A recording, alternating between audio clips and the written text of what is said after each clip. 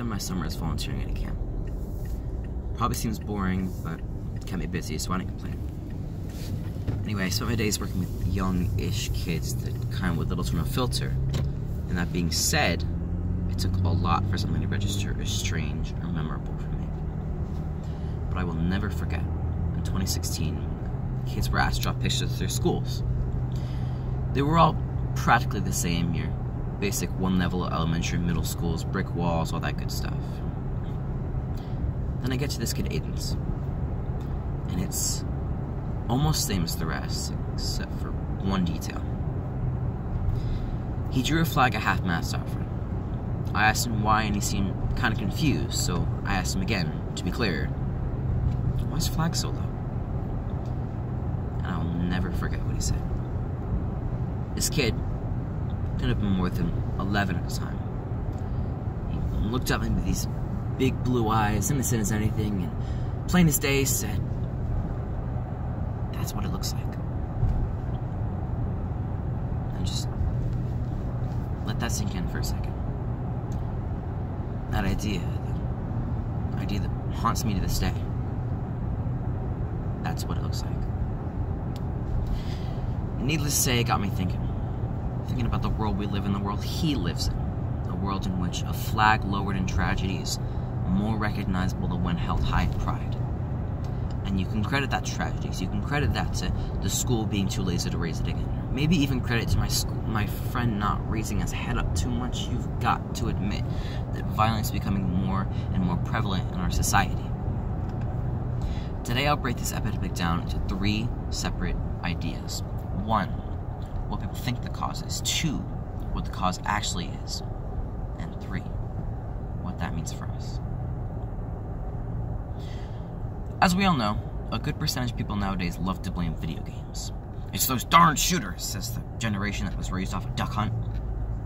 Personally, I was raised off GoldenEye, which is the best shooter of all time, and I'll fight anyone who says otherwise, but I digress.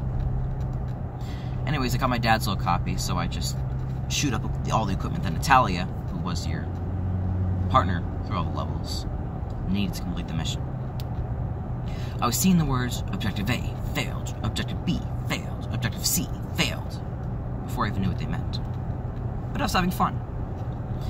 And despite all that, despite me being an ass to Natalia, and despite me, maybe, perhaps, shooting her on occasion, here I stand, in a school, not shooting it up. It's amazing, right? I didn't rule out video games. This is all of this piece that I had written on March 14th of this year. I forgot about it, and I never thought I should let it see the light of day again. But then Friday, August 17th, I thought it was finally us. My worst fears came true. I remember coming out of work and hearing the sirens, which weren't too uncommon because I work near a hospital. But when I got home, I read a stream of borderline gibberish texts from one of my friends who I knew was at the football game that night. The last one, the only one I could read, "I hear shots." I panicked. I called everyone I knew was at the football game that night. A lot of crying, a lot of, "I was with this person, but I don't know where they are," but no indication as to what was happening. I thank my lucky stars every day that it was an isolated incident. Everybody I called was alright, but the worst part was the uncertainty. Talking about it in the following weeks, we all figured that if it was some sort of random shooting, then we all probably would have lost somebody that night. But life went on. Days passed, and then it was weeks. The shock wore off. Everything was normal. And that's a double-edged sword. Don't get me wrong, I'm glad everybody was okay. I'm glad nobody was scarred, but in a way, I'm not. I'll explain that a bit. Say we take it away from a local level and go national. Let's talk Columbine. Columbine is still talked about today because it was the first defining mass school shooting. It wasn't normal yet. But as we move into more Virginia Tech, Sandy Hook, Parkland, the tragedy, the victims are talked about less and less.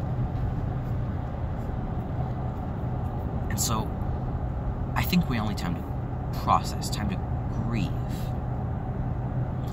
Yes, life does go on, but every time it does, it leaves some of us behind. Moving on makes it okay. Moving on tells the next group of victims, the next school, that we don't care. It tells the next group of mourning parents that we hear their pain. And we don't want to do anything about it. And that's not acceptable. So let's talk about the real cause. Let me introduce you to something I like to call the Granovetter principle. Mark Granovetter, a noted sociologist from Stanford University, describes mass shootings as a slow-motion riot of sorts. Now, what he means by this is that they seem to work on a threshold basis. Picture a group of unstable individuals, with one on the brink of throwing a rock. They see a passing car and just lug it. The next person sees this person throw a rock, and decides to throw one for themselves. Their threshold was one other person. The next person sees them both throwing rocks and decides it's acceptable to throw rocks at cars, so they go ahead and throw one themselves. Their threshold was two other people. Mass shootings, according to Granovetter, work upon the same principle. So not only is the next potential school shooter seeing the infamy that their predecessor gets by having their face plastered across every screen everywhere, but with each shooting, they come closer and closer to their threshold until they snap. Further evidence for the disease theory comes from a paper published by Arizona State University in 2015 called Contagion and Mass Killings in School Shootings, which states that these shootings seem to occur in bundles, or spurs of about 13 days or so. While this paper is incredibly thorough, it provides no definitive answer as to why these bundles occur.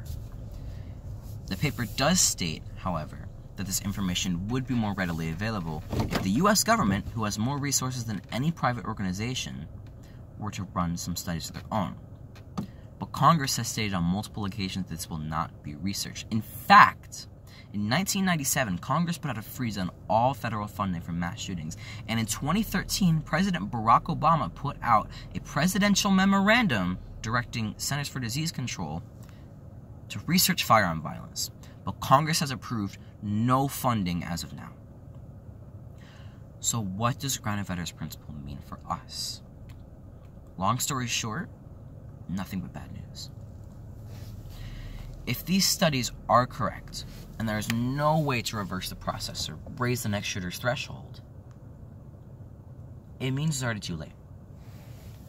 It means you can take away the guns, you can provide mental health resources, but it will always just be a matter of time until the next shooting.